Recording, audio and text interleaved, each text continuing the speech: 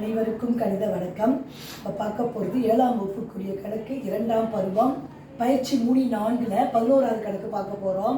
x = 3, y = 4, z = -2 மற்றும் w = x² - y² + z² - xyz எனில் w இன் மதிப்பு காண்க அப்படின்னு சொல்லி கொடுத்துருக்காங்க.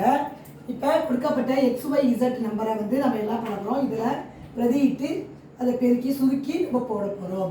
x² ஃபஸ்ட்டு இருக்குது. அப்போ x என்பது 3 மைனஸ் y என்பது 4 the whole square.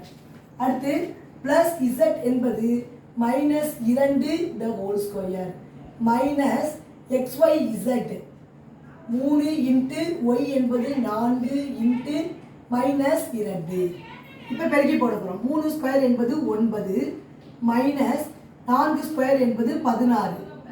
அடுத்து -2² என்பது 4 ப்ளஸ் 4 மைனஸ் இதை பெருக்கி போடுறோம். 3 12 12 24 plus into minus minus.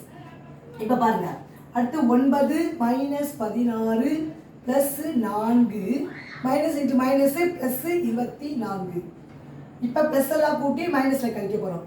24 8 24 4 28 28 9 கூட்டினோம்னா 37 minus 16. இது 37 16 கழிச்சோம்னா 7 6 போனால் 1 3 1 போனால் 2. அப்போ டபிள்யூவின் மதிப்பு என்ன வருது? தேர்ஃபோர் டபிள்யூவின் மதிப்பு 21 ஆகும். புரிஞ்சுங்களா?